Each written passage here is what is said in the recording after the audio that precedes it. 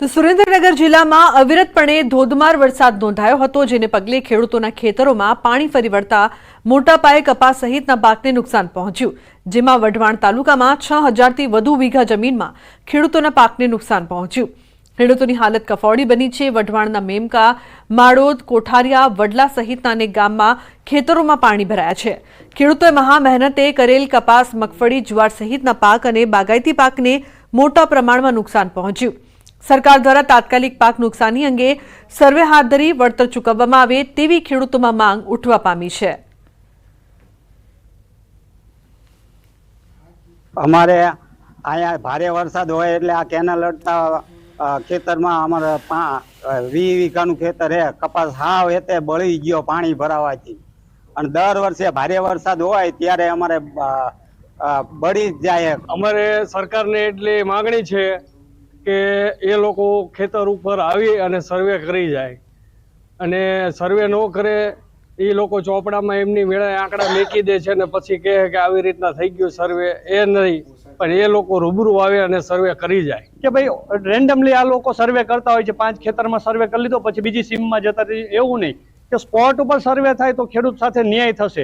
આની જગ્યા અન્યાય એવો થાય છે કે દર વર્ષની જેમ કે રેન્ડમલી આ લોકો સર્વે કરી લે, 5 ખેતરમાં જોઈ લીધું પછી ઓલ ઓવર આંકડા સીધા મૂકી દેતા હોય છે। સુરેન્દ્રનગર જિલ્લામાં તાજેતરમાં વરસેલા અનરાધાર વરસાદ ક્યાંક ને ક્યાંક સુરેન્દ્રનગર જિલ્લાના ખેડૂતો માટે આ મેઘમહેર છે, એ મેઘ કહેર સાબિત થઈ છે। આ ટીવી પરના આપ દ્રશ્યોમાં જોઈ શકો છો કે સુરેન્દ્રનગર જિલ્લાના વઢવાણ તાલુકાના જે ખેતરો છે એના દ્રશ્યો છે। ખેતરોમાં હાલ અંદાજે 2 ફૂટથી વધુ પાણી ભરાયેલા છે। છેલ્લા 4 દિવસથી સુરેન્દ્રનગર જિલ્લામાં વરસાદે સંપૂર્ણપણે વિરામ લઈ લીધો છે, તેમ છતાં હજુ સુધી આ જે ખેતરો છે એમાં પાણી છે ભરાયેલા છે અને અંદાજે 5000 વીઘાથી વધુ જમીન છે, જમીનમાં પાક છે સદંતર નિષ્ફળ ગયો છે। સરકાર દ્વારા સર્વે અને સહાયની મસ્ત મોટી જાહેરાતો કરવામાં આવી છે, પરંતુ ખેડૂતોનો ક્યાંક ને ક્યાંક એવો આક્ષેપ છે કે સરકાર દ્વારા દર વર્ષે આ પ્રકારની લોલીપોપ આપવામાં આવે છે, પરંતુ સહાયના નામે ખેડૂતોને માત્ર અને માત્ર આશ્વાસન જ આજ સુધી મળ્યા છે। ત્યારે ખેડૂતોના ખેતરો સુધી જઈ નક્કર સર્વે કરી અને ખેડૂતોને યોગ્ય સહાય ચૂકવવામાં આવે તેવી ખેડૂતોની માંગ છે। અને ખરેખર જો જોવામાં આવે તો ક્યાંક ને ક્યાંક આ જે પાણી છે ખેડૂતોના ખેતરોમાં નથી ભરાયા,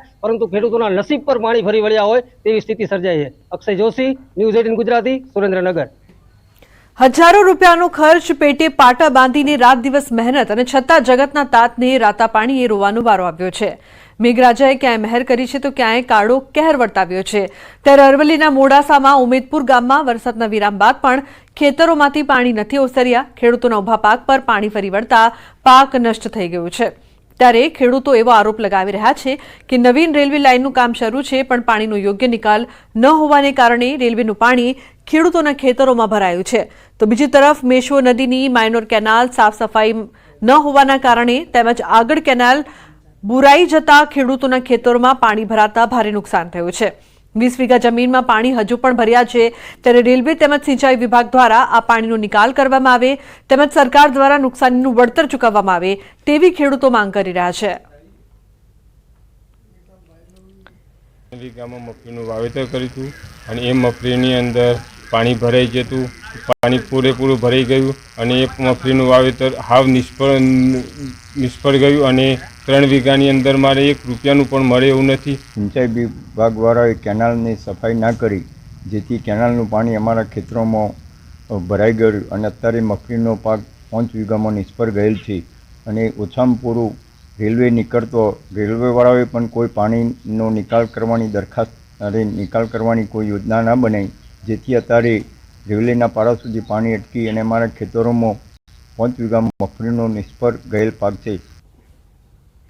તો પાટણ જિલ્લામાં છેલ્લા 15 દિવસમાં પડેલા અવિરત વરસાદે ખેડૂતોને મુશ્કેલીમાં મૂક્યા છે।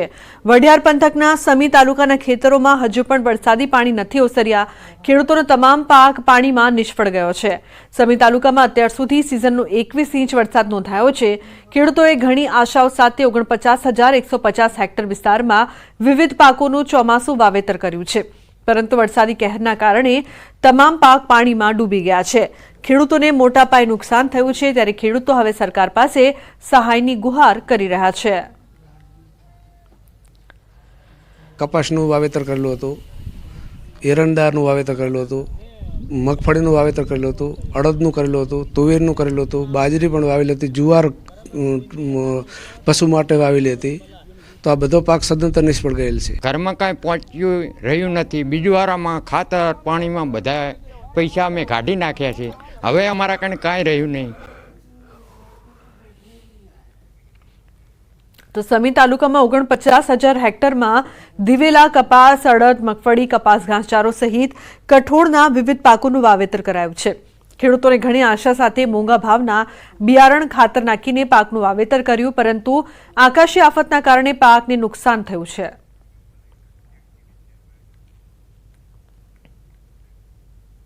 અંબાલાલ પટેલની મોટી આગાહી. રાજ્યમાં વરસાદ હજુ નથી ગયો. ચીન તરફથી પ્રચંડ સિસ્ટમ આવશે. બંગાળના ઉપસાગરમાં ભારે હલચલ જોવા મળશે. તો વાવાઝોડાના કારણે ભારે પવન ફૂંકાશે. બંગાળનું ઉપસાગર વધુ સક્રિય થશે.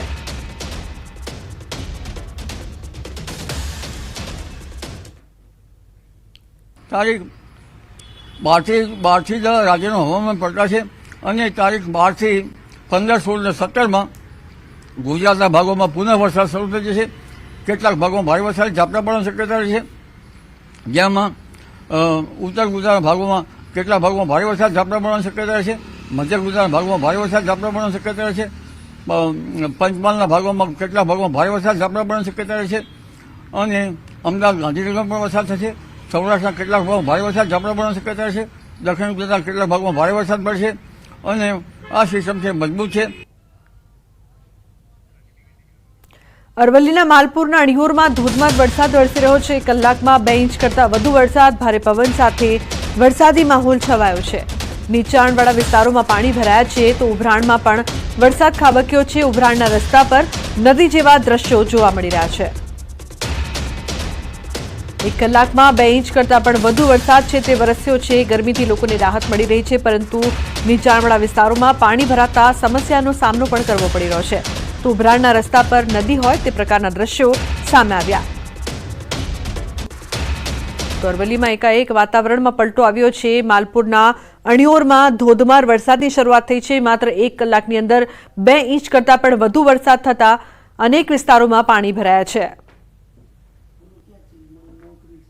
તો ઉભરાણાના રસ્તા પર નદી જેવા દ્રશ્યો સામે આવ્યા છે. વાહન પસાર કરવામાં લોકોને મુશ્કેલી.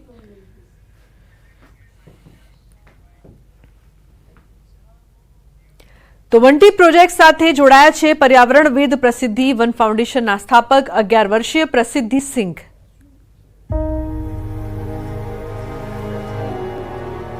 સૌને નમસ્કાર. હું 11 વર્ષીય સામાજિક ઉદ્યમી અને પર્યાવરણવાદી છું. હું પ્રસિદ્ધિ વન ફાઉન્ડેશન અને ગ્રીન પિલરની સ્થાપક છું. હું તમિલનાડુના ચેંગલપટ્ટુથી છું અને હું પ્રકૃતિ પ્રેમી છું. હું હંમેશા પ્રકૃતિથી પ્રેરિત થઈને પાંદડાઓના ગડગડાટ, મધમાખીઓના ગુંજારવ અને બીજના ફફડાટની પ્રશંસા કરું છું. 6 વર્ષની ઉંમરે મેં નક્કી કર્યું કે મારે મારું પોતાનું વૃક્ષારોપણ કરવું છે અને હાલમાં મેં 1,50,000થી વધુ વૃક્ષો વાવ્યા છે.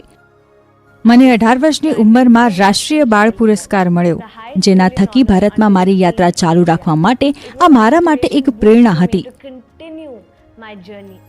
પ્રોજેક્ટ વન ટ્રી નામ સૂચવે છે એક વૃક્ષ કેવી રીતે પર્યાવરણમાં ફરક લાવી